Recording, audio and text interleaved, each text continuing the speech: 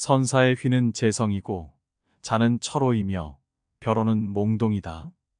북경 동쪽 하북성의 풍윤현 사람으로 속세의 성은 마씨인데 아버지의 휘는 만장이고 어머니는 고씨였다. 선사는 어려서부터 특출하고 기이했으며 자라면서 책 읽기를 좋아하여 경전과 역사를 비롯한 여러 서적을 두루 열람하지 않은 게 없을 정도였다. 22살 때 큰 병을 앓으면서 헛개비 같은 육신이 덧없음을 깨닫고 마침내 출가할 뜻을 품었다. 병이 낫자 방사년에 가서 삼성함의 영진 오스님에 귀의하여 삭발하고 출가하였고 이듬해 수운사에 가서 항실 율사로부터 구족계를 받았다. 그 다음 해에는 향계사에서 융일법사가 원각경 강의를 연다는 말을 듣고 참석하였다. 아침 저녁으로 파헤치고 캐물으며 오묘한 뜻을 정밀하게 탐구하여 마침내 원각경 전체의 요지를 깨달았다. 다시 증수사의 해안법사에게 법상종 강의를 듣고 미묘한 요체를 얻었다. 그 뒤 심화사에 가서 편공법사 아래에서 법화경, 능엄경, 금강경 등을 원만히 이해하고 단박 깨달아 법성, 법상의 이종과 삼관과 십승의 요지에 전혀 막힘없이 두루 통달하였다. 걸륭 33년 겨울 광통의 수여순 노홍을 참방하여 향상의 일을 밝히니 스승과 제자의 도가 딱 들어맞아 마침내 마음을 인가받아 바로 임제의 36세 법손이 되었다. 걸륭 38년 수홍께서 만수사로 옮겨가시자 선사가 그 뒤를 이어 광통에 주석하게 되었다.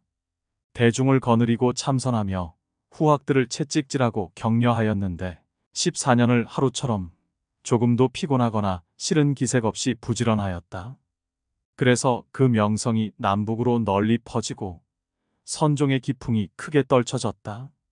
선사께서 매양 제자들에게 상기시킨 가르침은 영명연수 선사께서 선종의 거장이시면서도 오히려 마음을 정토에 귀의하여 매일같이 나무아미타불 명호를 10만 번씩 염송함으로써 안양국토에 왕생하길 발언하셨던 수행이었다.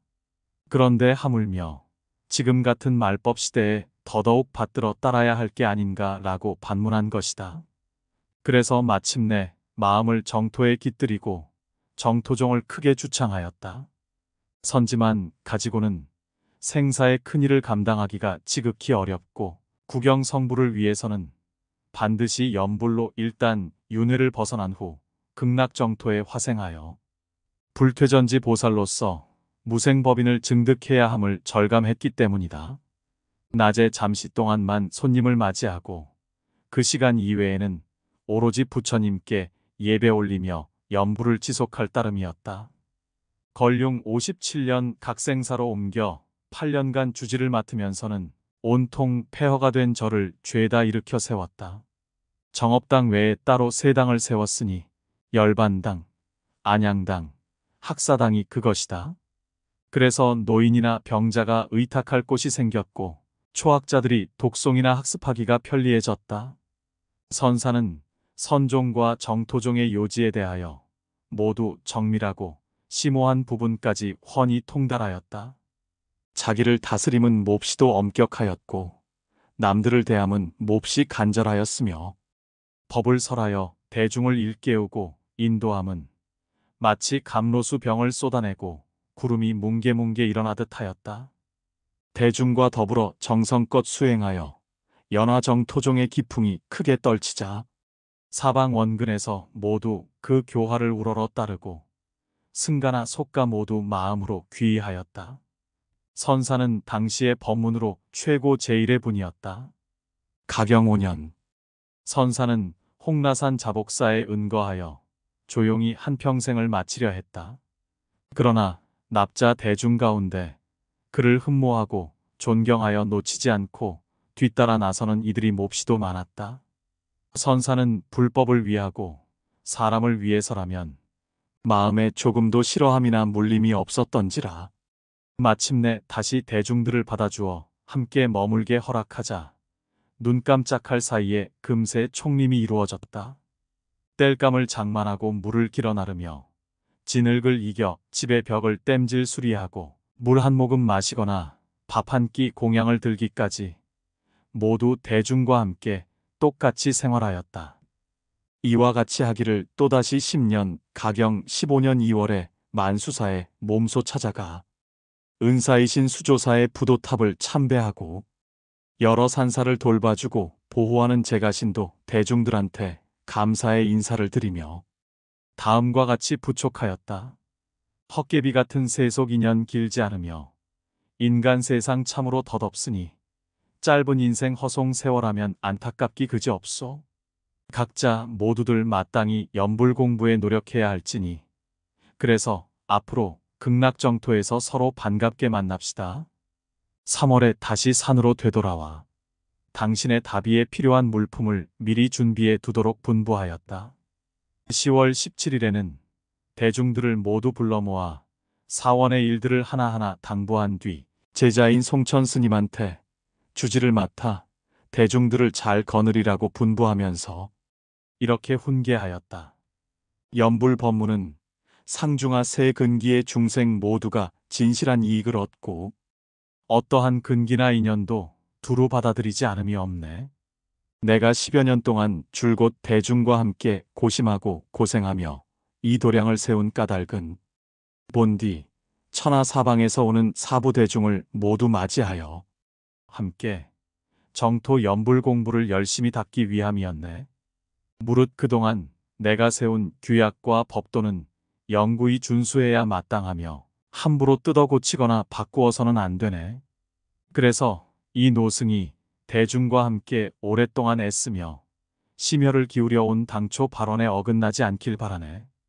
입적하기 반달쯤 전에 몸에 가벼운 병세가 느껴지자 선사는 허공 중에 수없이 많은 깃발들이 서쪽으로부터 오는 모습이 보인다고 말하면서 대중들한테 나무아미타불 명호를 다 함께 염송해달라고 분부하였다.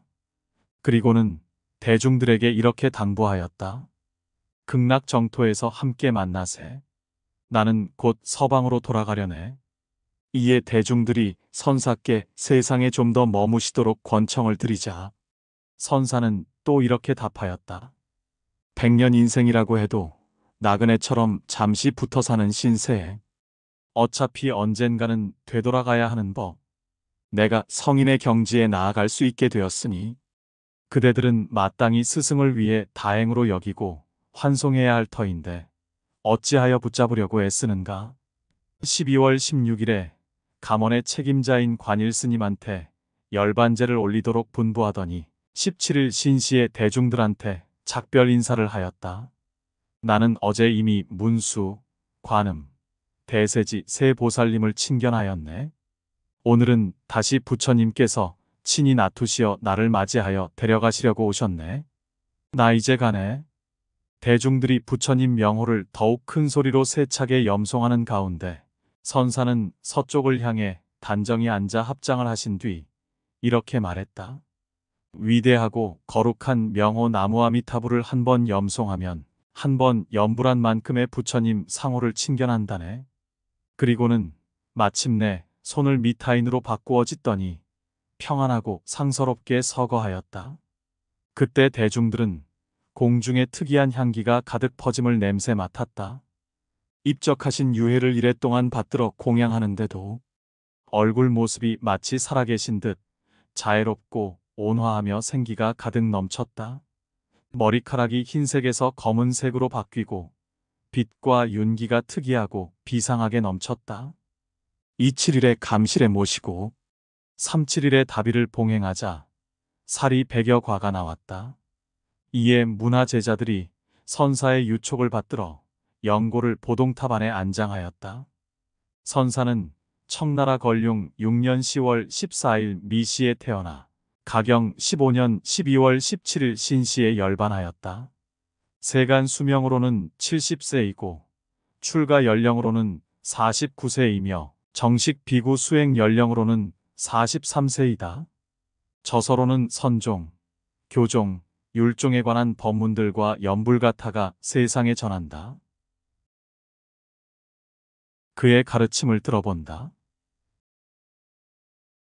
한 생각이 부처님과 상응하면 한 생각이 부처님이고, 생각이 부처님과 상응하면 생각이 부처님이다. 맑은 구슬을 흐린 물 속에 넣으면 흐린 물이 맑아지지 않을 수 없듯이, 부처님 명호를 어지러운 마음 속에 던지면 어지러운 마음이 부처님처럼 안 될 수가 없다. 이러하다면 염불이 마음을 맑히는 요체가 아니겠는가.